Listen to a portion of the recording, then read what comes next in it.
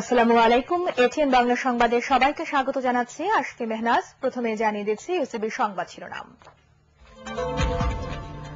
নারায়ণগঞ্জে নির্বিঘ্নে ভোট দেওয়া নিশ্চিত করতে আইনশৃঙ্খলা বাহিনীকে নির্বাচন কমিশনের নির্দেশ, প্রার্থীদের আচরণবিধি মেনে চলার আহ্বান।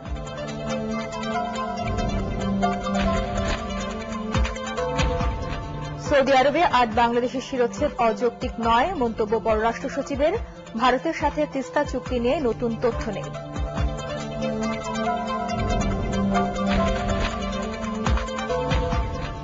কোরবানির পশুর হাটকে সামনে রেখে রাজধানীতে সক্রিয় জাল টাকা প্রস্তুতকারকদের শক্তিশালী নেটওয়ার্ক।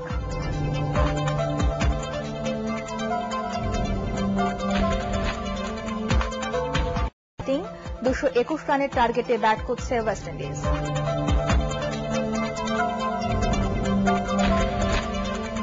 রবি উদয় পোস্টপেড থাকলে আপনি তৈরি। রবি।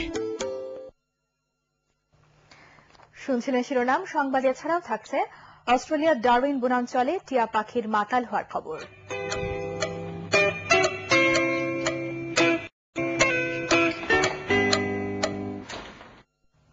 এবারে পুরো খবর। নারায়ণগঞ্জ সিটি কর্পোরেশন নির্বাচনের আগে ও পরে আইনশৃঙ্খলা পরিস্থিতি সুষ্ঠু রাখা এবং ভোটারদের নির্বিঘ্নে ভোট দেওয়ার নিশ্চিত নির্বাচন কমিশনার সোহেল হোসাইন। নারায়ণগঞ্জ জেলা প্রশাসকের কার্যালয়ে আইনশৃঙ্খলা রক্ষাকারী বাহিনীর সদস্যদের সাথে বৈঠকে তিনি এই নির্দেশ দেন। পরে এক মত বিনিময়ে প্রার্থীদের আচরণবিধি মেনে চলার আহ্বান জানান সোহেল হোসাইন। নারায়ণগঞ্জ প্রতিনিধি আব্দুল সালামকে সাথে নিয়ে রিপোর্ট করছেন অনিন্দিতা কামাল। ক্যামেরায় ছিলেন জহুরুল আলম রঞ্জু।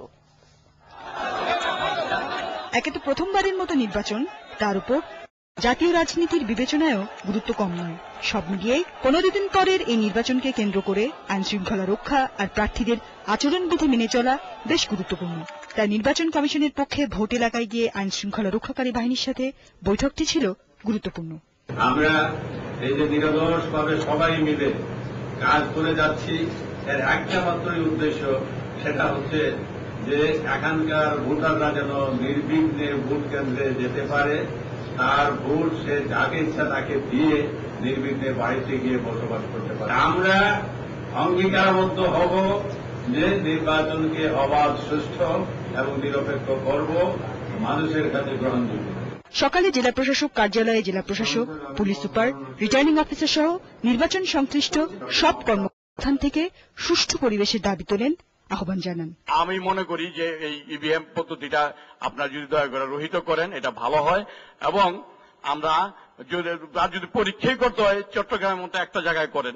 একজন সাংসদ যদি আগে ঘোষণা দেয় যে 7টার মধ্যে রেজাল্ট চলে যাবে শামীমের পক্ষে, আইভি পাবে -৫,০০০ ভোট, সেই ক্ষেত্রে আশঙ্কা করতে পারি বা আশ্বস্ত হতে পারি আপনার কাছ থেকে যে নির্বাচনটা একদম নিরপেক্ষ হবে। মিডিয়াকে আপনার কন্ট্রোল করতে হবে যে নারায়ণগঞ্জের ব্যাপারে এমন কোন বক্তব্য কোন মিডিয়া লিখতে পারবে না কিংবা বলতে পারবে না যাতে কোন প্রার্থী সেখানে তার ভোট ব্যাংকে কিংবা ভোটের মধ্যে তার উপরে প্রভাব পড়ে। এই ব্যাপারটা আপনাকে এনশিওর করতে হবে। কোনো পার্থক্য দিয়ে এই আচরণবিধিকে যারা গ্রহণ করবেন সামান্যতম ছাড় যেন না দেওয়া। এদিকে মেয়র প্রার্থী হিসেবে সরকারি দল আওয়ামী লীগের সমর্থন পাওয়া নিয়ে বিতর্ক এখনো শেষ হয়নি। শুক্রবার আওয়ামী লীগের নীতি নির্ধারক পর্যায়ের বক্তব্যের পরও দলীয় সমর্থন নিয়ে ধূম্রজাল আজও কাটেনি। এক প্রার্থী দাবি করছেন দল তাকেই সমর্থন দিয়েছে, আরেক প্রার্থী দাবি করছেন দল আসলে কাউকেই সমর্থন দেয়নি। তবে দু প্রার্থী বলছেন যে দল খুব শিগগিরই তাদের অবস্থান পরিষ্কার করবে এবং তারা আশা করছেন যে সেই ফলাফলটা যাবে তাদেরই পক্ষে। দলীয় সমর্থন অসমর্থন এটা তো দল একটা ডিসাইড করবেই, তাই না? আর না হলে ইনস্ট্রাকশন না থাকলে যুবলীগ আসবে কেন, ছাত্রলীগ আসবে কেন? ধূম্রজালের কোনো প্রয়োজন নাই, একদম স্পষ্ট এবং ক্লিয়ার যে আমরা দুইজন নির্বাচন করছি আমাদের দলের থেকে, এটা হতেই পারে, এটা হওয়াটাই স্বাভাবিক। সুতরাং এখানে দল কাউকে সমর্থন দেয় নাই। তবে দুপুরে শামীম ওসমানের সাথে তার বাসায় বৈঠক করে কেন্দ্রীয় যুবলীগের নেতৃবৃন্দ। অনিন্দিতা কামাল, এটিএন বাংলা, নারায়ণগঞ্জ। সৌদি আরবে শিরোচ্ছেদ করে ৮ বাংলাদেশের মৃত্যুদণ্ড কার্যকর হওয়ায় অযৌক্তিক কিছু হয়নি বলে মন্তব্য করেছেন পররাষ্ট্রমন্ত্রী মিজারুল কায়েস। তিনি জানান, কোন দেশের প্রচলিত আইনে অপরাধের বিচার করা হলে তা নিয়ে সরকারের কিছু করার নেই। ভারতের সাথে কবে নাগাদ তিস্তা চুক্তি হবে তা নিয়ে নতুন কোনো তথ্য নেই বলেও জানান তিনি। এ নিয়ে দেখুন মাহফুজ মিশুর রিপোর্ট। সম্প্রতি সৌদি আরবে শিরোচ্ছেদ করে ৮ বাংলাদেশির মৃত্যুদণ্ড কার্যকর করার পর আরও ৫ বাংলাদেশি একই রকম শাস্তি পেতে যাচ্ছেন বলে খবর বেরিয়েছে। পররাষ্ট্র মন্ত্রণালয় বলছে, এর আগে ৮ বাংলাদেশিকে রক্ষায় সব ধরনের উদ্যোগ নেওয়া হয়েছিল। এমনকি রাষ্ট্রপতি সৌদি আরব সরকারকে লিখিত অনুরোধ করেছিলেন বলে জানিয়েছেন পররাষ্ট্র সচিব। এখানে তো বাঙালিকে হত্যা করা হয়েছে বলে আমি শুনিনি। আমি যতদূর শুনেছি যে আনফরচুনেটলি আমাদের নাগরিক কয়েকজন সৌদি নাগরিক কয়েকজনের সঙ্গে মিলে তৃতীয় আরেকটি দেশের নাগরিককে হত্যা করেছে। তার বিচারিক প্রক্রিয়ায় তাদের শাস্তি হয়েছে। যতক্ষণ পর্যন্ত আইনসম্মতভাবে বিচারিক প্রক্রিয়ায় এটি করা হচ্ছে, সেখানে কি আপত্তি করবার কোন যৌক্তিক কারণ আছে? সংবাদ সম্মেলনে সচিব জানান, মিয়ানমারের সাথে বাংলাদেশের শরণার্থী ও সীমান্তের অন্যান্য সমস্যার সমাধানে আশাবাদী বাংলাদেশ। মিয়ানমার এবং বাংলাদেশ মিলে jointly how we can address and try and find effective and early mechanism for the repatriation of these undocumented Myanmar nationals. বহুল আলোচিত ভারতের সাথে তিস্তা চুক্তি প্রসঙ্গে প্রশ্ন করা হলে মিজানুল কায়েস বলেন, এ নিয়ে নতুন কোনো খবর নেই তার কাছে। আমরা কিন্তু তিস্তার পানি নিয়ে একটি অন্তর্বর্তীকালীন চুক্তির কথা বলছি। কেন? কারণ ৭৮-এর যে উপাত্ত আছে তার ভিত্তিতে এটি হচ্ছে, কিন্তু আমাদের যে লং টার্ম যেটি হবে সেটার জন্য তথ্যপাত্র আমাদের কিন্তু এক্সচেঞ্জ হবে। আমরা মনমোহন সিং এর ভিজিটের সময় যা বলেছি, যে প্রত্যাশা ছিল, আমার মনে হয় না তা থেকে কোনো রকমের কোনো পরিবর্তন ঘটেছে। একই সাথে আশুগঞ্জ আখাউড়া বন্দর দিয়ে নতুন কোনো ব্যবস্থার আওতায় ভারতের সাথে পরীক্ষামূলক ট্রান্সশিপমেন্ট চলছে না বলেও দাবি করেন পররাষ্ট্র সচিব। মাহফুজ মিশু, এটিএন বাংলা, ঢাকা। কোরবানির পশুর হাটকে সামনে রেখে সংঘবদ্ধ জাল টাকা প্রস্তুতকারকরা রাজধানীতে শক্তিশালী নেটওয়ার্ক তৈরি করেছে বলে জানিয়েছেন ঢাকা মহানগর পুলিশের মুখপাত্র মনিরুল ইসলাম। জাল টাকার ব্যবহার বন্ধে পশুর হাটে টাকা শনাক্তকরণ মেশিন বসাতে সিটি কর্পোরেশনকে অনুরোধ করেছে পুলিশ। প্রতারক চক্র নতুন ১৫০০ ও ১০০ টাকার নোট সবচেয়ে বেশি জাল করছে। মাহমুদুর রহমানের রিপোর্ট। রাজধানীর বিভিন্ন এলাকায় অভিযান চালিয়ে গত কয়েকদিনে পুলিশ ও গোয়েন্দারা জাল টাকা তৈরি ও কেনাবেচার সাথে জড়িত বেশ কয়েকটি চক্রকে গ্রেপ্তার করে। জাল টাকা প্রস্তুত ও বিপণন পুরনো ব্যবসা হলেও সম্প্রতি এই ব্যবসার বিস্তার গোয়েন্দাদের ভাবিয়ে তোলে। নগরীর বিভিন্ন এলাকায় অভিযান চালিয়ে বিপুল জাল টাকা উদ্ধার ও কয়েকটি কারখানার সন্ধান পায় গোয়েন্দা পুলিশ ডিবি। গ্রেপ্তারকৃত প্রতারকরা গোয়েন্দাদের জানায়, আসন্ন কুরবানির পশুর হাটকে সামনে রেখে বড় টার্গেট নিয়ে তারা মাঠে নেমেছে। বড় পশুর হাটগুলোই তাদের মূল টার্গেট। কুরবানির পশুর হাটে জাল টাকার ব্যবহার বন্ধে পুলিশ সংশ্লিষ্ট হাটে জাল টাকা শনাক্তকরণ মেশিন বসাবে। পাশাপাশি সিটি কর্পোরেশনকে প্রয়োজনীয় ব্যবস্থা নিতে অনুরোধ করা হয়েছে বলে জানিয়েছেন ডিএমপির মুখপাত্র। কোটি কোটি টাকার গরু বেচা কেনা হয়, তো ওইখানে চালিয়ে দেওয়া সহজ। আর ওইখানে ওইভাবে এমনিতে শপিং মলগুলোতে ভালো ভালো দোকানগুলোতে আসলে জাল টাকা আইডেন্টিফায়ার থাকে, কিন্তু গরুর হাটে ওইভাবে থাকে না। তো এবার আসলে গরুর হাটেও ওই আইডেন্টিফাইং মেশিন যেটা ইকুইপমেন্ট, এটা আমরা যেমন গরুর হাট অথরিটিকে রাখার জন্য অনুরোধ করেছি, সিটি কর্পোরেশনকে অনুরোধ করা হয়েছে। এছাড়া আমাদের পুলিশের যে কন্ট্রোল রুম থাকবে সেখানেও আমরা এই জাল টাকা শনাক্তকরণ যে ইকুইপমেন্ট এগুলো আমরা রাখবো। ডিএমপির মুখপাত্র আরো জানান, নতুন ১৫০০ ও ১০০ টাকা বাজারে আসার পরই কয়েকদিনের মধ্যে এগুলো জাল করে প্রতারকরা। নতুন যে মুদ্রা বের হচ্ছে, যে নোটটা বের হয়েছে ৫০০ টাকা এবং ১০০০ টাকা, এটা যেহেতু এখনো মানুষের হাতে, বিভিন্ন জায়গায় মানুষের হাতে ওইভাবে এটা পৌঁছায়নি, কাজেই এই মানে আসল টাকাটা চেনার আগেই যাতে জাল টাকাটা ওরা চালিয়ে দিতে পারে, খুব সহজ, চালিয়ে দেওয়া খুব সহজ। যেহেতু আমি যদি আসল টাকাটা না চিনি, তাহলে আমি জাল টাকার আসল টাকার আইডেন্টিফিকেশনটা কেমনে করব? সেই কারণেই তারা এইটাকে দ্রুত কি করে যেন, মানে আমরা যেটা দেখতে এবং জিজ্ঞাসাবাদে যেটা জেনেছি, নতুন টাকাটা বের হওয়ার পর কয়েকদিন পরেই তারা আসলে জাল করা শুরু করেছে। আমাদের দেশি মুদ্রা তেমন একটা জাল না হলেও ভারতীয় জাল রুপি বিভিন্ন সময় তারা উদ্ধার করেছে। আন্তর্জাতিক পাকিস্তান থেকে এগুলো বাংলাদেশে আনার পর ভারতে পাচার করে, বাংলাদেশে তারা রুট হিসাবে ব্যবহার করে। এটিএন বাংলা, ঢাকা। রোডমার্চে জনগণের চোখের ভাষা বুঝে ক্ষমতা থেকে সরে দাঁড়িয়ে আবারও তত্ত্বাবধায়ক সরকারের অধীনে নির্বাচন দেবার দাবি জানিয়েছে বিএনপি।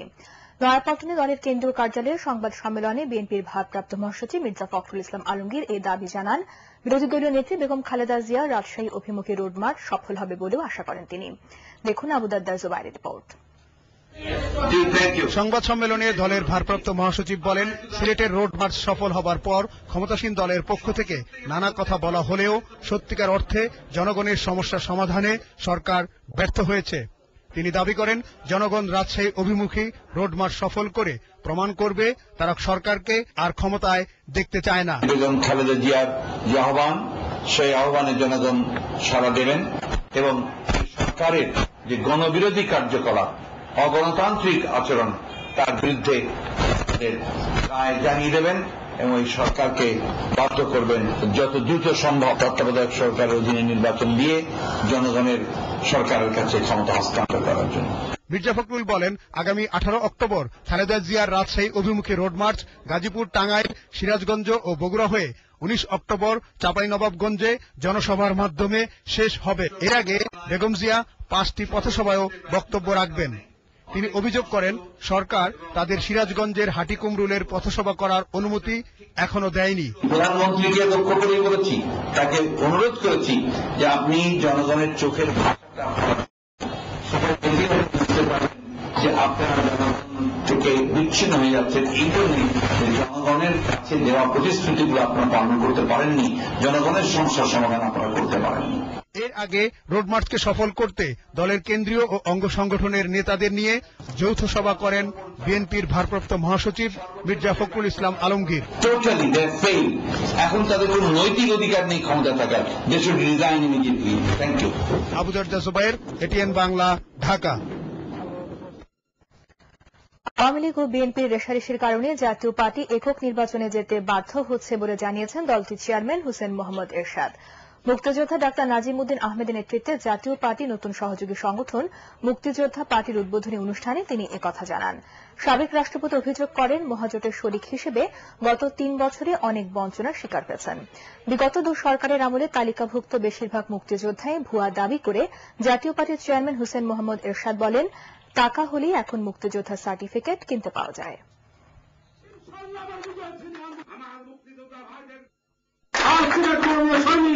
আমি তোমাদের সভাপতি, আর আমার যুদ্ধ অবতরণ করলাম, ইনশাআল্লাহ আমার বিজয় ছিনিয়ে আনবো। আরো ক্ষমতা দেওয়ার সিন হিসাবে জাতীয় ব্যবহৃত হবে না। আমি একবার নির্বাচন করব। এবারে Walton Bangladesh West Indies cricket সংবাদ।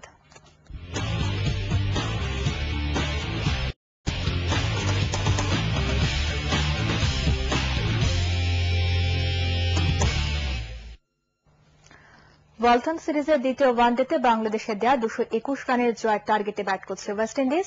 মিরপুর শেরেবাংলা জাতীয় স্টেডিয়ামে টস জিতে আগে ব্যাট করতে নেমে বিপর্যয়ে পড়ে স্বাগতিকরা।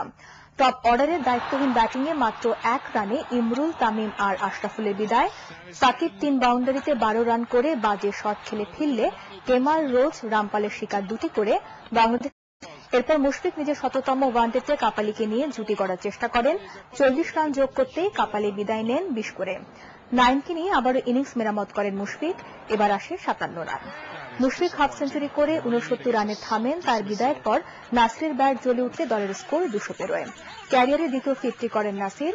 রাজ্জাকের 25 রানে 220 রানে অল আউট হয় বাংলাদেশ। জবাবে 71 রানে প্রথম উইকেট হারায় ক্যারিবীয়রা। শেষ খবর পাওয়া পর্যন্ত ওয়েস্ট ইন্ডিজের সংগ্রহ 1 উইকেটে 82 রান।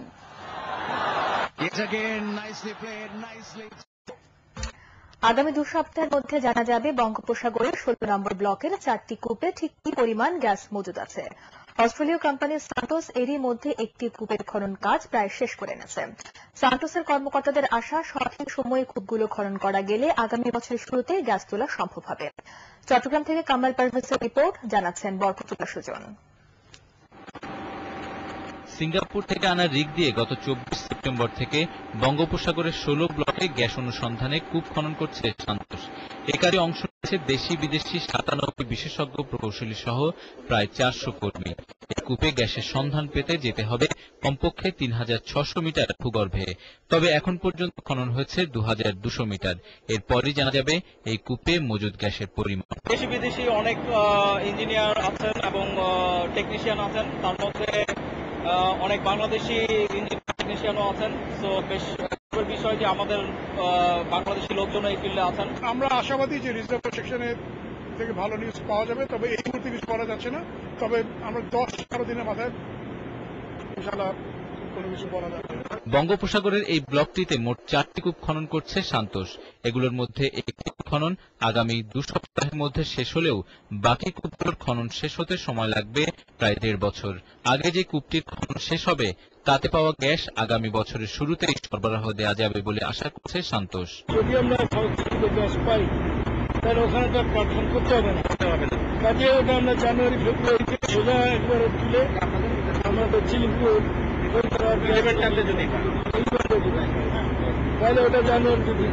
চট্টগ্রাম অঞ্চলে গ্যাস সরবরাহের প্রধান ক্ষেত্র সাঙ্গুর মজুদ শেষ হয়ে যাচ্ছে চলতি বছরের শেষ নাগাদ।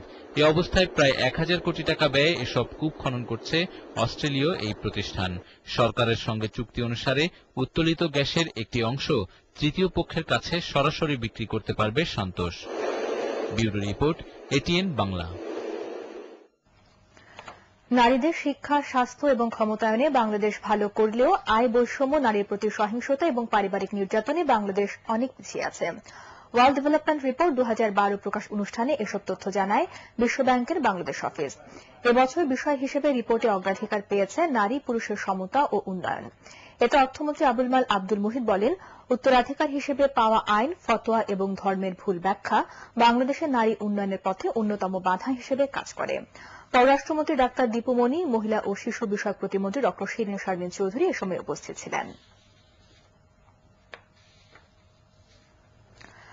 রোডমার্চ, সমাবেশ বা আন্দোলন সংগ্রামের মাধ্যমে 71 মানবতাবিরোধী অপরাধীদের সাথে জড়িতদের বিএনপি রক্ষা করতে পারবে না বলে মন্তব্য করেছেন আওয়ামী লীগ প্রেসিডিয়াম সদস্য মহিউদ্দিন খান আলমগীর। ঢাকা রিপোর্টার্স ইউনিটিতে এক আলোচনা সভায় তিনি এই মন্তব্য করেন। রাজনৈতিক শিষ্টাচার বহির্ভূত বক্তব্য না দেওয়ার জন্য বিরোধী দলীয় নেতাদের প্রতি তিনি আহ্বান জানান। এদিকে ইসলামী ঐক্যজোটের একাংশের চেয়ারম্যান মুফতি ফজলুল হক আমিনীকে অবিলম্বে গ্রেফতারের দাবিতে জাতীয় প্রেসক্লাবের সামনে মানববন্ধন করেছে বঙ্গবন্ধু সাংস্কৃতিক জোট।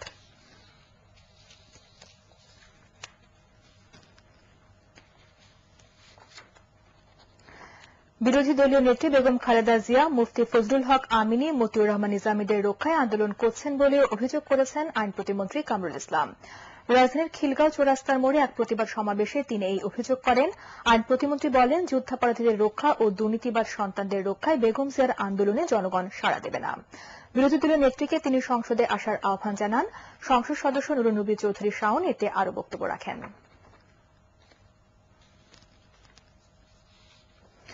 ভেজালমুক্ত নিরাপদ খাদ্যের যোগান বাড়াতে সরকারের পাশাপাশি বেসরকারি সংগঠনগুলোকে জনসচেতনতা বাড়ানোর তাগিদ দিয়েছেন বিশিষ্টজনরা।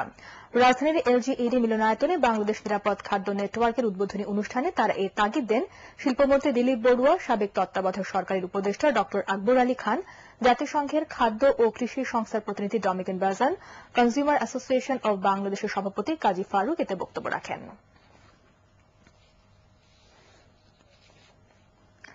বাংলাদেশ প্রকৌশল বিশ্ববিদ্যালয় বুয়েটের প্রথম বর্ষ ভর্তি পরীক্ষা অনুষ্ঠিত হয়েছে। সকালে অনুষ্ঠিত এই পরীক্ষায় 1000 সিটের বিপরীতে লড়ছেন 7847 জন পরীক্ষার্থী। ফলে প্রতিটি সিটের জন্য লড়তে হচ্ছে প্রায় 8 জনকে। পরীক্ষার সময় বিভিন্ন কেন্দ্র ঘুরে দেখেন বুয়েটের উপাচার্য এস.এম. নজরুল ইসলাম। আগামী 30 অক্টোবর পরীক্ষার ফলাফল ঘোষণা করা হবে বলে জানিয়েছে বুয়েট কর্তৃপক্ষ। কোন রকম ভ্যাকসিন বা ওষুধ ছাড়া শুধুমাত্র সাবান দিয়ে হাত ধুয়ে ডায়রিয়াজনিত কারণে মৃত্যু প্রায় অর্ধেকে নামিয়ে আসা সম্ভব। এভাবে 5 বছরের কম বয়সী শিশু মৃত্যুহার কমিয়ে বাংলাদেশের সহস্রাব্দ উন্নয়ন লক্ষ্যমাত্রা অর্জনে হাত ধোয়ার অভ্যাস বড় ভূমিকা রাখতে পারে। বিশ্ব হাত ধোয়া দিবস উপলক্ষে জাতীয় প্রেস ক্লাবে আয়োজিত সংবাদ সম্মেলনে এসব কথা জানানো হয়। স্থানীয় সরকার সচিব আবু আলম শহীদ খান, গণস্বাস্থ্য প্রকৌশল অধিদপ্তরের প্রধান প্রকৌশলী নুরুজ্জামান এ সময় উপস্থিত ছিলেন।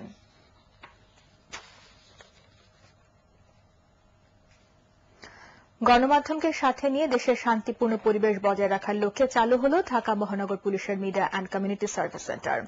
ডিএমপি কার্যালয় সেন্টার উদ্বোধনী অনুষ্ঠানে ডিএমপি কমিশনার বেনজির আহমেদ বলেন, পুলিশ ও গণমাধ্যম একে অন্যের প্রতিপক্ষ নয়, বরং আইনশৃঙ্খলা রক্ষায় সহযোগী হতে পারে।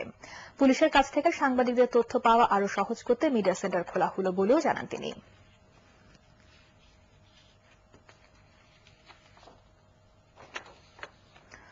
করুণা নয়, চাই সহযোগিতা, সহমর্মিতা, এ প্রতিপাদ্যকে সামনে রেখে বিশ্বের অন্যান্য দেশের মতো বাংলাদেশেও পালিত হচ্ছে বিশ্ব সাদা ছড়ি দিবস।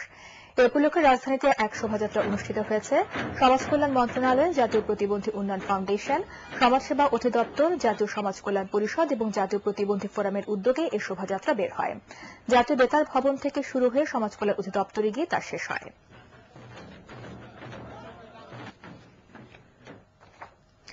এবারে পপুলার ফার্মাসিউটিক্যালস আন্তর্জাতিক সংবাদ।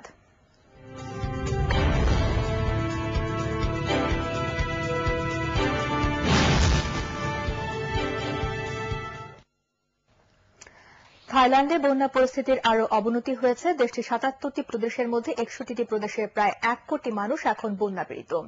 বন্যার কারণে ফসলের ব্যাপক ক্ষতি হয়, দেশটির চাল রপ্তানি কমে যাবার আশঙ্কা দেখা দিয়েছে। এ নিয়ে দেখুন ফজলে রাব্বির রিপোর্ট। প্রার্থনা চলছে বিপর্যয় থেকে রক্ষার। ৩ মাস আগে বন্যা দেখা দিল, পরিস্থিতির অবনতি ঘটে গত এক সপ্তাহে। ফুসে ওঠা চাওফ্রাইয়া নদীর পানিতে দুর্বিষহ হয়ে পড়ে ব্যাংককবাসীর স্বাভাবিক জীবন। প্রাণ হারায় ২৮৯ জন। ক্ষয়ক্ষতির পরিমাণ দাঁড়ায় অন্তত $৩২০ কোটি। আর চরম অব্যবস্থাপনার কবলে পড়ে সেখানকার কৃষি ব্যবস্থা। এমনিতেই চালের দাম ক্রমাগত বাড়তে থাকায় এশিয়া, মধ্যপ্রাচ্য ও আফ্রিকার আমদানিকারকরা উদ্বিগ্ন। তার উপর মারাত্মক বন্যায় চরম ক্ষতিগ্রস্ত হয়েছে বিশ্বের অন্যতম চাল রপ্তানিকারক এ দেশটির ধান উৎপাদন। ভয়াবহ এই বন্যা থাই সরকারকে বাধ্য করেছে ধান উৎপাদনের লক্ষ্যমাত্রা ২৫ লাখ টন থেকে নামিয়ে ২১ লাখ টন নির্ধারণ করতে। ফলে আশঙ্কা দেখা দিয়েছে চাল রপ্তানি কমে যাওয়ার। দুর্যোগ পরিস্থিতির কারণে চালের দাম বৃদ্ধির আশঙ্কা রয়েছে, আর তেমনটি হলে আমাদের আমদানিকারকরাই ক্ষতিগ্রস্ত হবে বেশি। ফলে বিশ্বে থাইল্যান্ডের চালের বাজার হারানোর শঙ্কা থেকেই যাচ্ছে। থাই সরকারের তাই কৃষকদের চাল বিক্রির সর্বনিম্ন দাম বেঁধে দেওয়া উচিত।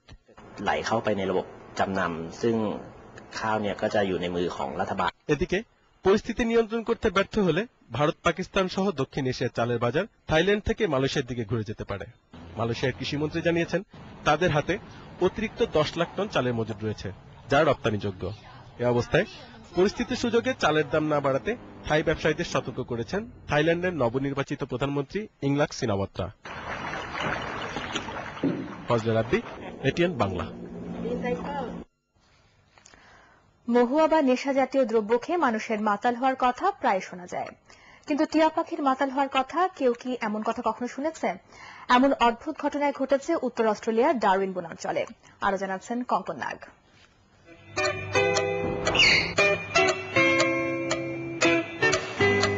শুনে অবাক হবেন না, এই টিয়া পাখিটির চিকিৎসা করা হচ্ছে হঠাৎ করে মাতাল হওয়ার জন্য। এক ধরনের উত্তেজক ফল খাওয়ার পর রাস্তায় টালমাটাল অবস্থায় ঘোরাঘুরি করার সময় পাখিটিকে উদ্ধার করেন প্রাণী চিকিৎসকরা। প্রতি বছর এই সময়টায় অস্ট্রেলিয়ার টিয়া পাখিরা এ ধরনের সমস্যায় পড়ে। তারা সাধারণত বড় ফলন্ত গাছের আশপাশে ভিড় করে, ফল খেয়ে মাতাল হয়ে পড়ে। ফলে হিংস্র প্রাণীরা খুব সহজেই তাদের শিকারে পরিণত করতে পারে। তবে শুধু মাতাল হওয়া নয়, এর পেছনে অজানা কোনো রোগ থাকতে পারে বলে আশঙ্কা করছেন প্রাণী চিকিৎসকরা। মাতাল হওয়ার পর সুস্থ হতে পাখিগুলোর ২ থেকে ৩ দিন সময় লাগার পাশাপাশি অন্যান্য পার্শ্ব প্রতিক্রিয়াও দেখা যাচ্ছে। হাসপাতালে নেয়ার পর অনেক পাখি সুস্থ হয়ে উঠলেও প্রতি বছর মারা যায় কয়েকশো পাখি। সুস্থ হতে পাখিগুলো স্বাভাবিকের চেয়ে অনেক বেশি সময় নিচ্ছে। এছাড়া অস্বচ্ছ দৃষ্টি ও নাক থেকে জল ঝরার মতো পার্শ্ব প্রতিক্রিয়াও দেখা যাচ্ছে, যা অজানা কোনো রোগের ইঙ্গিত দেয়। আগামী মৌসুমের আগেই টিয়া পাখির মাতাল হওয়ার এই অজানা রোগের রহস্য বের করা যাবে বলে আশা করছেন চিকিৎসকরা। কঙ্কন নাগ, এটিএন বাংলা। নানা কর্মসূচির মধ্য দিয়ে পালিত হচ্ছে ঢাকা বিশ্ববিদ্যালয়ের শোক দিবস। ১৯৮৫ সালের এই দিনে জগন্নাথ হলের পরিষদ ভবনের ছাদ ধসে অকালে মারা যায় ৩৯ জন ছাত্র। সেই থেকে দিবসটি পরিচিত জগন্নাথ হল ট্র্যাজেডি দিবস হিসেবেও এ উপলক্ষে বিশ্ববিদ্যালয়ের অপরাজেয় বাংলার পাদদেশ থেকে উপাচার্য অধ্যাপক মশ আরিফিন সিদ্দিকের নেতৃত্বে একটি শোক মিছিল বের হয়। জগন্নাথ হলে গিয়ে তা শেষ হয়। পরে অক্টোবর স্মৃতিসৌধে বিশ্ববিদ্যালয়ের বিভিন্ন সংগঠন পুষ্পস্তবক অর্পণ করে। এ উপলক্ষে আয়োজিত আলোচনা সভা জানানো হয়, এ ধরনের দুর্ঘটনা এড়াতে ঝুঁকিপূর্ণ ভবনগুলো থেকে শিক্ষার্থীদের সরিয়ে নিয়ে নতুন ভবনে তোলার প্রচেষ্টা চালাচ্ছে বিশ্ববিদ্যালয় প্রশাসন।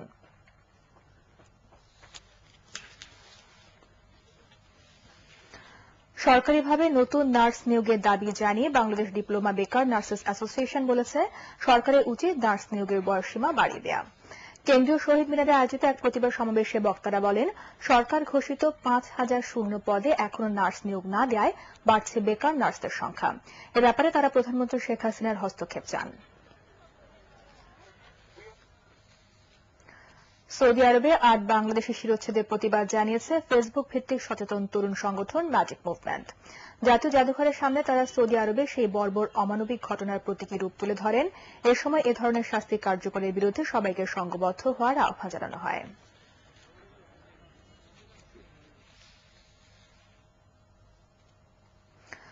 বাংলাদেশ ইসলামী বিশ্ববিদ্যালয় BIU ক্যাম্পাস ঘুরে দেখেছেন সৌদি রাষ্ট্রদূত ও প্রতিষ্ঠানের চিফ প্যাট্রন ড আব্দুল্লাহ নাসির আল বুসাইরি। তার সফর উপলক্ষে বিশ্ববিদ্যালয় কনফারেন্সের রুমে এক সভা অনুষ্ঠিত হয়। সৌদি রাষ্ট্রদূত প্রতিষ্ঠানের উন্নয়ন কাজে সহায়তার আশ্বাস দেন। BIU এর উপাচার্য আনোয়ারুল ইসলাম, বোর্ড অব ট্রাস্টিজের চেয়ারম্যান কামাল উদ্দিন আব্দুল্লাহ জাফরি এ সময় উপস্থিত ছিলেন।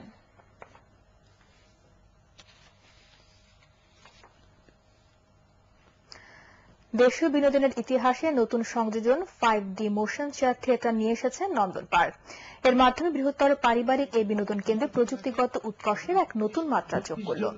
নন্দন পার্কে আয়োজিত এক সংবাদ সম্মেলনে 5D থিয়েটারের আনুষ্ঠানিক উদ্বোধন ঘোষণা করা হয়। নন্দন গ্রুপের চেয়ারম্যান ও প্রধান নির্বাহী কর্মকর্তা Mosrat Chowdhury, head of operation Mahmudur Rahman Sakib এই নতুন প্রযুক্তির বিনোদনের বিভিন্ন দিক তুলে ধরেন। পরে 5D মোশন থিয়েটারের জীবন্ত অভিজ্ঞতা প্রদর্শনী দেখানো হয়।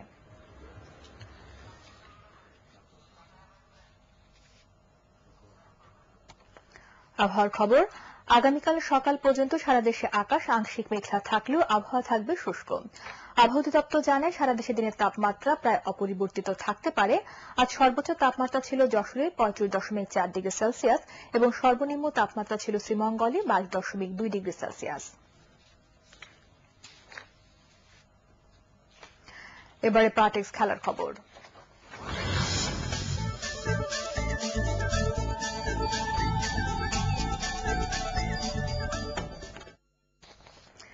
দু সপ্তাহ বিরতির পর রাতে আবার মাঠে গড়াচ্ছে স্প্যানিশ লা লিগা। এবারের মৌসুমের আলোচিত দল রিয়াল বেটিসের বিপক্ষে খেলবে রিয়াল মাদ্রিদ। সান্টিয়াগো বার্নাব্যুতে হবে ম্যাচটি। প্রথম 4 রাউন্ড শেষে লিগ টেবিলের শীর্ষে ছিল বেটিস। তবে দলটির বিপক্ষে রিয়ালের অতীত সাফল্য ঈর্ষণীয়। 2009 সালে তারা বেটিসকে 6-2 গোলে বিধ্বস্ত করেছিল। রিয়াল কোচ হোসে মরিনহো জয়ের ব্যাপারে আশাবাদী। তারকা খেলোয়াড়রা নামের প্রতি সুবিচার করতে পারলে রিয়ালের জয় নিশ্চিত। আর লিগের শীর্ষস্থান ধরে রাখতে নিজ মাঠ নু ক্যাম্পে রেসিং সান্তান্দারের মুখোমুখি হবে বার্সেলোনা। ইনজুরি কাটিয়ে এই ম্যাচ দিয়ে মাঠে ফিরতে পারে আন্দ্রেস ইনিয়েস্তা। জাতীয় যুব হকির সুপার লিগে জয় পেয়েছে ঢাকা, দিনাজপুর ও জয়পুরহাট। মাওলানা ভাসানী স্টেডিয়ামে অনুষ্ঠিত ম্যাচে রংপুরকে 10-0 গোলে বিধ্বস্ত করে ঢাকা। আর রাজশাহীর বিপক্ষে 4-0 গোলে জয় পায় দিনাজপুর। আরেক খেলায় নড়াইলের বিপক্ষে 6-1 গোলে জেতে জয়পুরহাট। প্রথমার্ধে বিজয়ী দল 2-1 গোলে এগিয়ে ছিল। এই জয় সেমিফাইনালের পথে এক ধাপ এগিয়ে গেল জয়পুরহাট।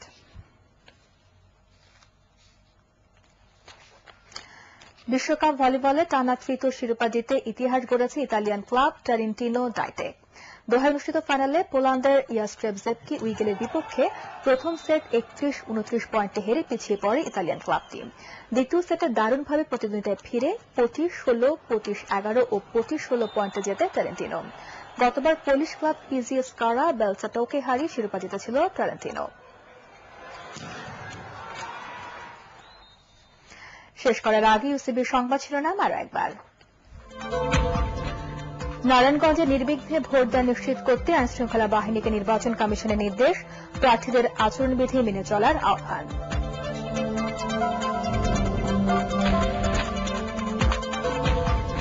সৌদি আরবে 8 বাংলাদেশি শিরোচ্ছেদ অযৌক্তিক নয়, মন্তব্য পররাষ্ট্র সচিবের। ভারতের সাথে তিস্তা চুক্তি নিয়ে নতুন তথ্য নেই।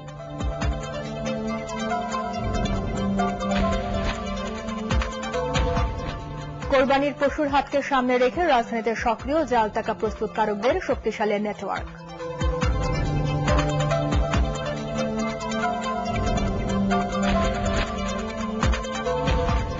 এবং দ্বিতীয় ওয়ানডেতে বাংলাদেশের টপ অর্ডার ব্যাটসম্যানদের দায়িত্বহীন ব্যাটিং, 221 রানের টার্গেটে ব্যাট করছে ওয়েস্ট ইন্ডিজ।